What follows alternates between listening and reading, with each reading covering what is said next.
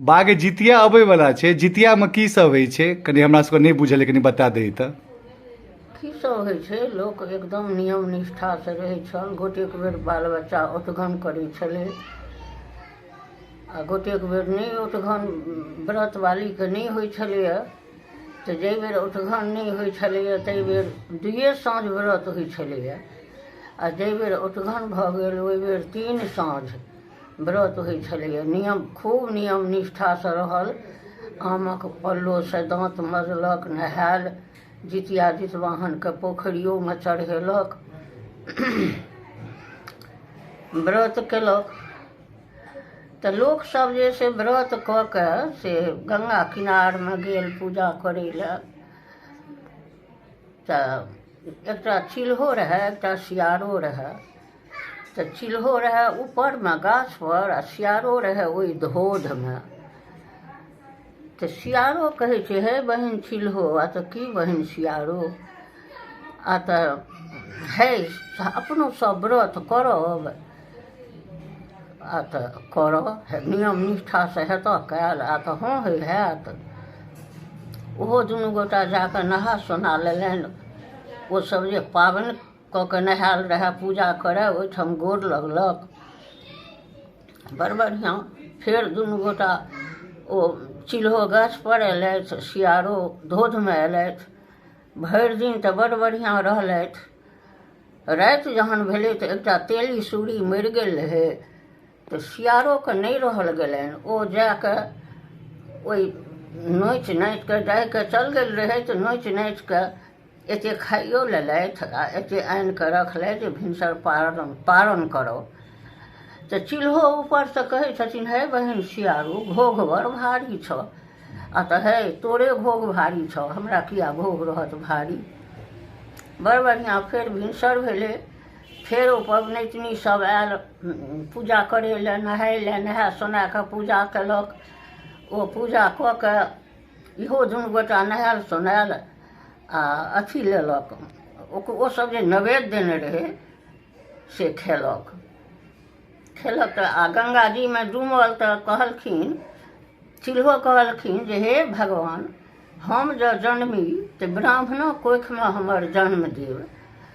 आ ई कर्पूरवती जे रहथिन से कहलखिन हमरा राजा कोखिमे जन्म देब आ राजा हमरा पति देब। बड़ बढ़िआँ। तो लीलावती जे चिल्हो रहथिन ओ पंडित स्वामी मङ्गलखिन आ पंडितेके बेटी मङ्गलखिन, राजेके बेटी भेलखिन। दुनू बहिनिए भेलखिन, लीलावती कर्पूरवती। तऽ ओ लीलावतीके पंडितसँ बियाह भेलनि आ कर्पूरवतीके राजासँ बियाह भेलनि। तऽ लीलावतीके 5 बेटा, 5 बेटा दन करनि। ओ तऽ व्रत केने रहथि। आ कर्पूरवती जे भ्रष्ट कऽ लेलथि तऽ हुनका बाल बच्चा भेल जानि आ मरल जानि, भेल जानि आ मरल जानि। तऽ एक दिन जितिया व्रत फेर केने रहथि तऽ कहलखिन कि नौरियाके, कर्पूरवती रानी, जे जो हमरा बहिनके कहिए जे ओकरे सङ्गे आइ हम नहायब आ पारण करब। हिनकर लीलावतीके पुतोहु सब कहलखिन कि जे नहि नहि, हमर माँ तऽ नहेलखिन सोनेलखिन, पूजा पाठ केलखिन। हिनका कर्पूरवती जे रहथिन राजा रानी, ओ हुनका बड्ड आमेख लगलनि।